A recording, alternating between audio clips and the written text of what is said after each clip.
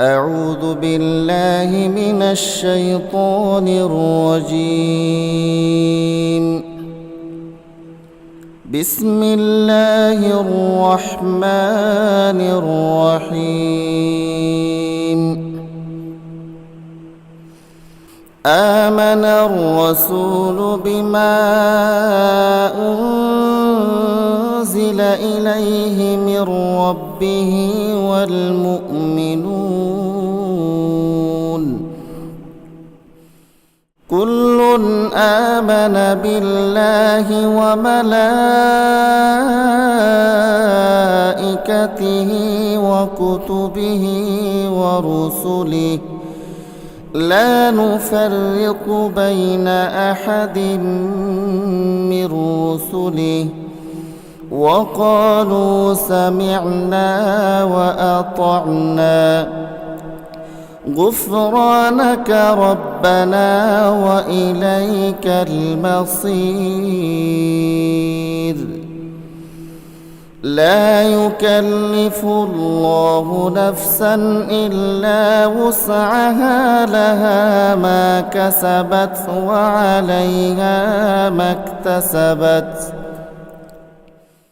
ربنا لا تؤاخذنا إن نسينا أو أخطأنا ربنا ولا تحمل علينا إصرا كما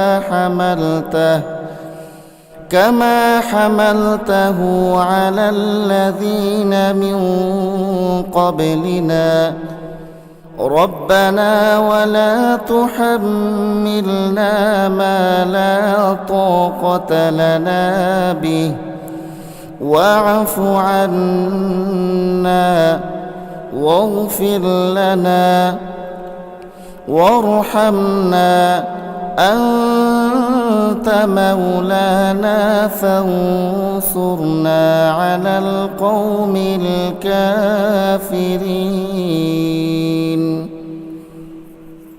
আল্লাহর রসুল সে বিষয়ের উপর ঈমান এনেছে যা তার উপর তার মালিকের পক্ষ থেকে নাযিল করা হয়েছে, আর যারা সে রসুলের উপর বিশ্বাস স্থাপন করেছে তারাও সে একই বিষয়ের উপর ঈমান এনেছে।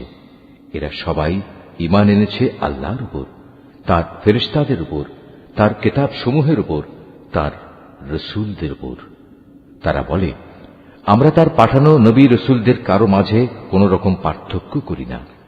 আর তারা বলে, আমরা তো আল্লাহর নির্দেশ শুনেছি এবং তা মেনেও নিয়েছি।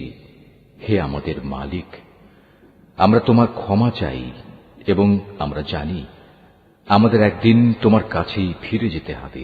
আল্লাহ তাআলা কখনো কাউকেই তার শক্তি সামর্থ্যের বাইরে কোনো কাজের দায়িত্ব চাপিয়ে দেন না। সে ব্যক্তির জন্য ততটুকু বিনিময় রয়েছে যতটুকু সে এ দুনিয়ায় সম্পন্ন করবে, আবার সে যতটুকু মন্দ দুনিয়ায় অর্জন করেছে তার উপর তার ততটুকু শাস্তি পতিত হবে। অতএব হে মোমেন ব্যক্তিরা, তোমরা এই বলে দোয়া করো, হে আমাদের মালিক, যদি আমরা কিছু ভুলে যাই, কোথাও যদি আমরা কোনো ভুল করে বসি, তার জন্য তুমি আমাদের পাকড়াও করো না। হে আমাদের মালিক, আমাদের পূর্ববর্তী জাতিদের উপর যে ধরনের বোঝা তুমি চাপিয়েছিলে তা আমাদের উপর চাপিও না। হে আমাদের মালিক, যে বোঝা বইবার সামর্থ্য আমাদের নেই তা তুমি আমাদের উপর চাপিয়ে দিও না।